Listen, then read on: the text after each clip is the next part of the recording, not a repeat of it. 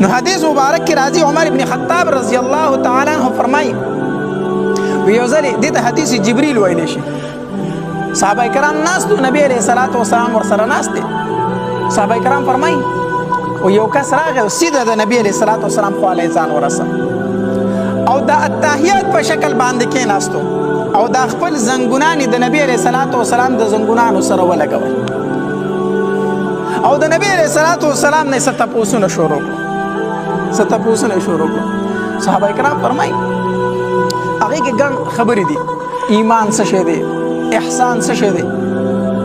نو چې هغه کس تپوس کوي او نبی علیہ الصلوۃ والسلام ورته د سوال څه ورکوي؟ جواب ورکوي. نو چې نبی علیہ السلام جواب ورکوي که نه نو هغه ورته په جواب کې وایي تا رښتیا وویل. تاسو وویلو؟ صحابه کرام فرمایي موږ حیران چې یو طرف ته تپوس کوي او چې هغه درله جواب درکړي نو بیا ورته ووایي چې تا رښتیا ووایي خو معلومیږي دا چې دا جواب یې تا ته مخکې نه معلوم و که نه چې در یو سړي نه تپوس وکړي هغه جواب درکړي او ته ورته تا ټیک خبره کوم داسې ده خو معلومیږي دا چې خبره تر مخکې نه عالم وي که نه.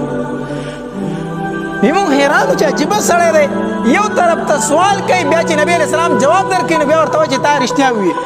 او یو سړي ته خو چې کتل نو ناشنا او پېژنده خو نه سړی موږ پېژندم د دې مدینې منورې یا د نږدې ځای وي خو موږ به پېژندو یو سړی موږ نه پېژندو او چې ګورو ورته نو په سړي باندې سفر علامت هم نشته دی.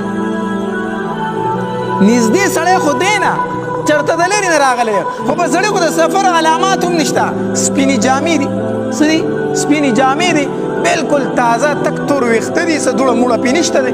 نو سړی چې سفر وکړي جامې خیرینې شوي وي دوړه موړه پې اوښتې وي ویښتې پراګنده شوي خراب شوي سړی داسې دی حیران و چې دا څوک دی. نو په هغې کې یو تپوس هغه دا کړی و وی اخبرني عن الساعه ما له خبر راکړه په باره د قیامت کې قیامت به کله وي. یو تپوس یې د نبي علیه السلام نه دا و اخبرني عن الساعه ما له د قیامت په باره کې ما د قیامت متعلق خبر کا قیامت متعلق ما د خبر راکا. نبی علیہ الصلوۃ والسلام ورته فرمایلی ومل مسئول عنها باعلم من السائل دا څوک چې تپوس کوي کنه دنه ماته زیات علم نشته دی. نبی علیہ السلام ورته جواب ورکړ دا څوک چې تپوس کوي کنه دنه زیات علم ماته نشته دی. ناغه ورته وی فاخبرني عن اماراتها علامات خو راته بیان کړه کنه د قیامت علم تا سره نشته ځکه د دې علم صرف او صرف د چا سره دی؟ د الله تبارک. نو څه علامات خو راته بیان کړه کنه. نو نبی علیہ الصلوۃ والسلام فرمایلی وی ان تلد الامه ربتها یو علامت د نبی علیہ الصلوۃ والسلام بیان کو وی ان تلد الامه ربتها چې کله وینځ خپل مولا وزیږي چې کله وینځ خپل مولا وزیږي خپل مالک وزیږي د قیامت د علاماتو نه علامت ده. محدثینو د دې جز د حدیث مبارک مختلف وضاحتونه کړي دي خو یو مطلب د دې دار ان تلد الامه ربتها چې وینځ خپل مالک وزیږي یعنی مور به داسې لور راوړي مور به داسې زوی راوړي چې هغه به دې مور ته د وینځې په نظر ګوري هغه به دې مور ته د څه په نظر ګوري؟ د وینځې په نظر به ګوري. مور چې د زوی سره خبره کوي نو یریږي به چې هسې نه چې ما ته څه ووایي. مور چې لور ته خبره کوي یریږي به هسې نه چې چېرته بدې ردې راته دا لور ووایي. څنګه چې سړی د خپل مالک نه یریږي د خپل مولا نه یریږي د خپل آقا نه یریږي داسې به پلار د زوی نه یریږي داسې به مور د لور نه یریږي داسې به مور د زوی نه یریږي. داسې ده که نه ده؟ ان تلد الامه ربتها وینځه به خپل مولا وزیږئ مولا. اوس تاسو وایئ مور زوی ته خبره کولی شي په کور کې ویو به راته کارېږي دا څنګه زوی دی؟ مور لور ته خبره کولی شي چې خبره ورته کوي نو مور یریږي چې دا لور مې راته څه ونه وایي او چې مور ورته خبره کوي نو زوی او لور داسې جواب ورکوي چې یقینا هغه خپله خلک نوکر او مزدور ته هم داسې الفاظ نشي ویلی.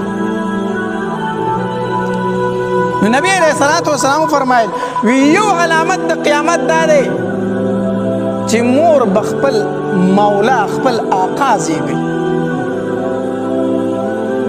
مور به یریږي زوی ته خبره نشي کولی، لور ته خبره نشي کولی. دویم نبی علیہ الصلوۃ والسلام ولیدل وفرمایلو وی وان تر الحفاة العراة العالة رعاء الشاء يتطاولون في البنيان او كما قال عليه الصلاة والسلام. نبی علیہ الصلوۃ والسلام فرمایل وی دویم علامت د قیامت د علاماتونه دا دی کنه چې هغه خلق چې هغه به لغړ ګرځېدل، هغه به خپیال به ګرځېدل، هغې به په ساراونو کې ګډې او بیزې سره ولي، د هغې سره به د خوراک څه شی نه و، د هغې سره به د څښاک څه شی نه و، د هغې سره به د اغوستلو څه شی نه و. نو دغه خلک به د ځان یو بل سره په بلډینګونو کې مقابله شروع کړي، په غټو غټو آبادو کې به د یو بل سره مقابلې شروع کړي. کم خلک به چې خپیال به ګرځېدو الله به ورله دومره مال ورکړي، دومره مال ورکړي چې هغه به وګوري چې زما نه خو به چا غټ بلډینګ چا نه رخ کړی، زما نه خو به غټ ګاډی چا نه اخیستی. هغه به په دې خبرو کې یو بل سره څه شروع کړي؟ مقابلې شروع کړي. نو دا نبی علیہ الصلوۃ والسلام فرمایل چې کله دا وخت در باندې راغی نو پوه شئ چې قیامت نږدې دی. قیامت څه دی؟ نږدې دی.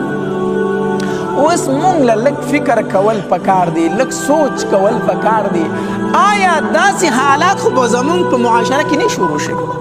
کو داسې وي چې پلار د زوی سره خبره کوي، مور د لور سره خبره کوي او په احتیاط کوي چې چېرته راته څه ونه وایي. دې وجې نه زه بار بار یو خبره کومه واما الله دې زمونږ په حال باندې رحم وکړي.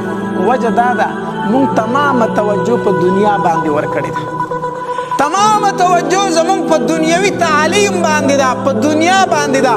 نو چې کله زوی ډاکټر شو، کله زوی انجینیر شو، کله زوی غټ افسر شو، نو پلار چې خبره کوي احتیاط کوي چې زوی مې رانه چېرته خفه نه شي.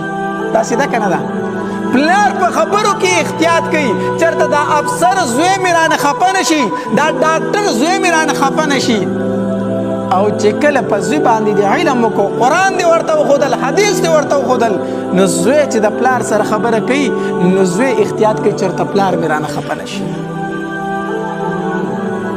دا عالم زوی به چې خبرې کوي احتیاط به کوي چېرته خبرو کې رانه سختي ونه شي، د مور بې ادبي ونه شي، د پلار بې ادبي ونه شي. او چې تا دې ډاکټر جوړو نو سبا به ته په خبرو کې احتیاط کوي چې چېرته د زوی بې ادبي رانه ونه شي. دا موږ په خپله دا حالات ځان ته جوړ کړي دي. ښه دا په خپله موږ ځان ته جوړ کړي دي، یا موږ په خپله ځان ته جوړ کړي دي. او بیا څه کوو؟ ګیله د چا نه کوو؟ الله ګیله بیا د چا نه کوو؟ د زامنو نه کوو، د نونو نه کوو، او د ښځې نه کوو. کور کې مې عزت نشته دی، مشر شومه د کار ووتم کور کې څوک عزت نه راکوي. تا تیار کړي څه دي چې تا له عزت